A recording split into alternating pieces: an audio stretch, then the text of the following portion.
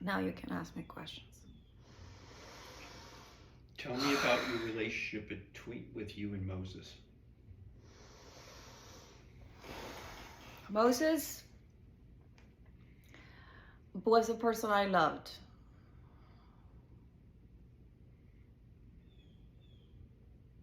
Do you have more questions? Yeah, I want you to tell me more about Moses. Well, Moses was a man of a strong character, by the way. He was true, it was true, he built a lot of the traits, a lot of the intellectual capital. He kept the home. He was a man of organizing community.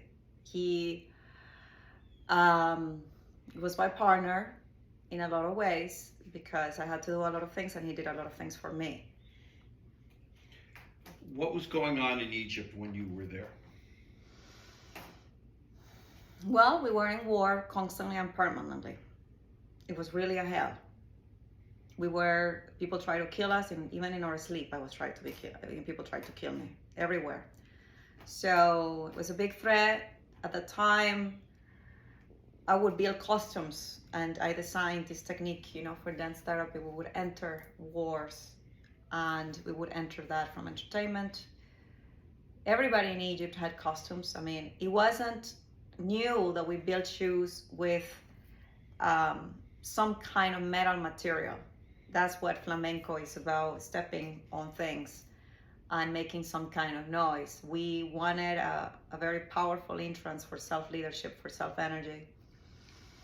And we started building custom shoes even with metal for battle.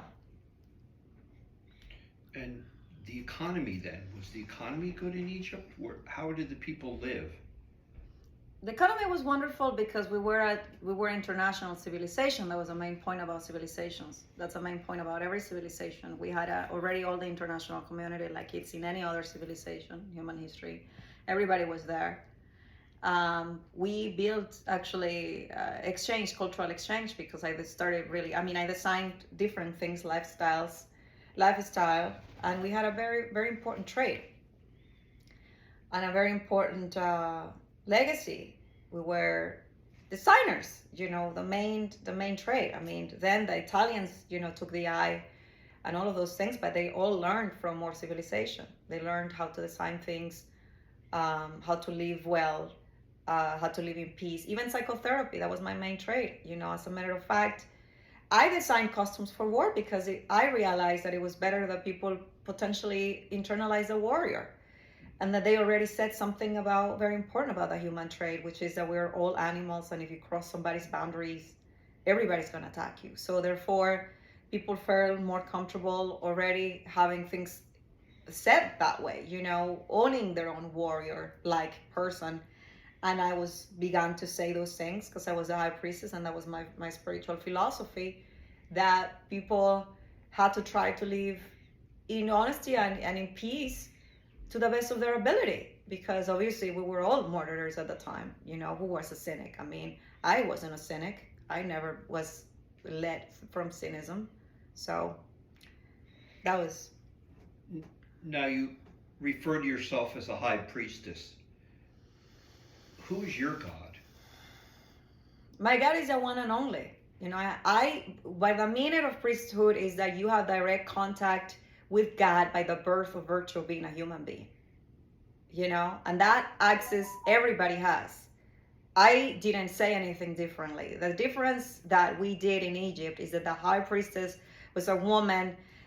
In my case, I was the first one to be practically elected by the people, because I grew up, I'm the one who was born a slave. Both my parents were really slaves. And I ended up, by my intellectual capital and my education, being the leader of the empire. I was the first one to make that transaction of wealth, what we call social mobility. I was the first one to do that. And that's why they called me the Lady of Freedom, because I was the first one to do that. And how did the empire collapse? What do you think happened to the empire? No, I know what happened to the empire. Explain it to me. Well, we were always attacked. And it's true they tried to kill Moses, and he survived. So he survived, and I thought why does he have to die for me? They want me. It's about an attack to me, an attack to the main human capital and intellectual capital of an empire. There is no respect anymore, right? They weren't civilized anymore, right? Widespread species of primate. There you go. You're not civilized. You talk to my phone. My phone is. You know, exactly. That was the main thing. They try to kill my main guy, my man, you know, my companion, and they expected me to forgive that. So I started shipping Egypt. That's true. I decided to build underneath the earth, you know. I started to design tunnels, and I shipped all the treasures from Egypt in that time to Europe. I talked to everybody about the Exodus. Yes, it's true. I cashed it all, and it's true he survived, and he came back, and it's true he was enlightened and a visionary, and I told him, you go, run for your life, and he took everybody to the desert. And then Anael, who is a part that I express even in this play, it's just not another priestess, it's me, it's my shadow. I killed myself.